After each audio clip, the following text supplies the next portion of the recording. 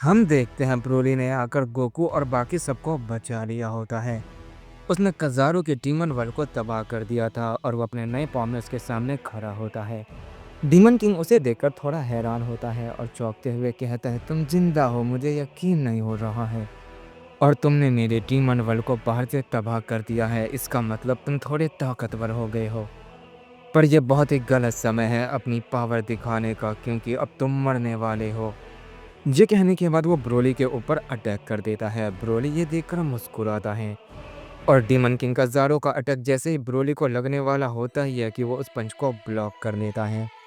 ये देखने के बाद डीमन किंग का ज़ारो काफ़ी चौंक जाता है और कहता है, ये नामुमकिन है। आखिर तुमने ये कैसे किया? इस पर ब्रोली कहता है, तुम नहीं जानते मेरे लिए क्या मुमकिन और क्या नामुमकिन है।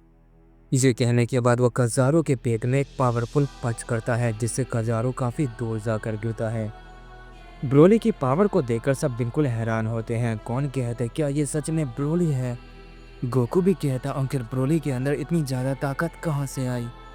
तभी ब्रोली, जो कज़ारो के गिरने से पहले उसके पास पहुंच जाता है और उसकी बैक पे एक पावरफुल किक कर देता है, जिससे कज़ारो वहीं ज़मीन में धंस जाता है। ब्रोली लगातार बिना रुके कज़ारो के ऊपर अटैक किए ही जा रहा होता है, जिस वजह से वो पूरी जगह तबाह होने लगती है।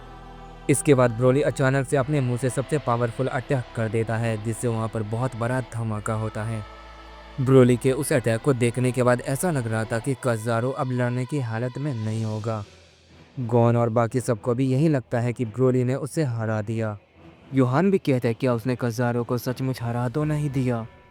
ये जो भी है, इसके अंदर कमाल की ताकत है। तभी हम ब्रोली को देखते हैं, जिसे शायद पता था कि कज़ारो उस अटैक के बाद बच गया है, जिस वजह से वो उस अटैक के अंदर ही जाकर कज़ारो के ऊपर अटैक करने लग जाता है।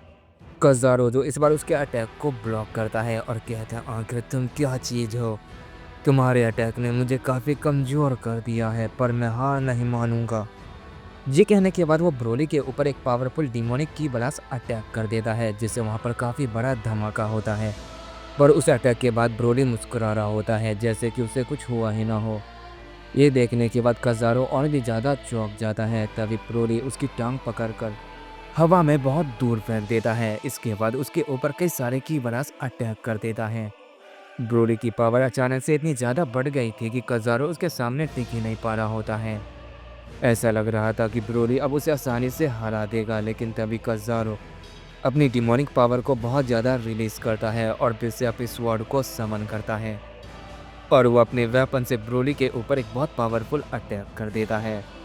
ब्रोली उस अटैक को टॉर्च करता है, लेकिन उसके बाद भी उसकी बॉडी पर डैमेज के निशान आ जाते हैं। कज़ारो के डीमन स्वॉर्ड इतनी ज़्यादा खतरनाक होती है कि ब्रोली उस हमले से बचने के बाद भी उससे घायल हो रहा होता है। अचानक से ब्रोली को डैमेज देख सबको ऐसा लगता है कि ब्रोली शायद अब हारने वाला है। इस पर गॉन कहता है, योहान, कोको, हमें उसकी मदद करनी होगी, शायद ब्रोली अब उससे नहीं लड़ पाएगा।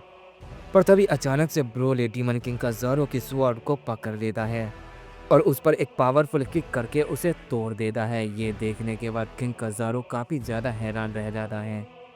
ब्रोली हंसते हुए कहता है, क्या हुआ, ये तो बस शुरुआत है। ये कहने के बाद वो उसके ऊपर एक पावरफुल किक करता है। कज़ारो कहता है, तुम तो एक मॉन्स्टर निकले, मुझे यकीन नहीं हो रहा है कि कोई मुझे इतनी अच्छी खासी टक्कर दे रहा है। आज तक मेरे सामने इतनी देर तक कोई टिक नहीं पाया है जितनी देर से तुम मुझसे लड़ रहे हो। अब बस बहुत हो गया, इस फाइट को ख़त्म करने का वक्त आ चुका है। ये कहने के बाद डीमन किंग कज़ारो अपनी पावर को रिलीज करने लगता है, लेकिन उससे पहले ही ब्रोली उसके ऊपर कई सारे की ब्लास्ट अटैक कर देता है, जिस वजह से किंग कज़ारो अपनी पावर को अप नहीं कर पाता है और डैमेज होकर काफ़ी दूर जाकर गिरता है। योहान ये देखकर कहता है, यही सही मौका है उसे हराने का, मैं जानता हूँ मुझे अब क्या करना है। ये कहने के बाद योहान भी अपनी डिमोनिक एनर्जी को रिलीज करता है और अपनी पावर से एक स्वॉर्ड बनाता है और वह अचानक से कज़ारो के पीछे जाकर उसे काटने की कोशिश करता है। पर किंग कज़ारो को ये पता चल जाता है और वो फौरन ही वहाँ से हट जाता है। किंग कज़ारो को लगता है कि वो बच गया, लेकिन योहान, उसे पता था कि वो उसके हमले को टॉर्च कर लेगा, इसीलिए वो वहाँ पर आ चुका था जहाँ पर किंग कज़ारो टेलीपोर्ट होता है और वो अपने स्वॉर्ड को किंग कज़ारो के अंदर डाल देता है और उसे दो टुकड़ों में काटने की कोशिश करता है। योहान को ऐसा करता देख सब कहते हैं, यही सही मौका है उसे हराने का, हमें उसकी मदद करनी चाहिए। ये कहने के बाद गॉन और गोकू उसकी मदद करने के लिए आगे बढ़ते हैं। गॉन पीछे से किंग कज़ारू को अपने दोनों हाथों से पकड़ लेता है और कहता है, योहान इसे थोड़ा मत खत्म कर दो। किंग कज़ारू कहता है, बेवकूफ कहीं के, ये तुम सब क्या कर रहे हो? मुझे छोड़ो वरना मैं सबसे पहले तुम्हें ही खत्म कर दूंगा।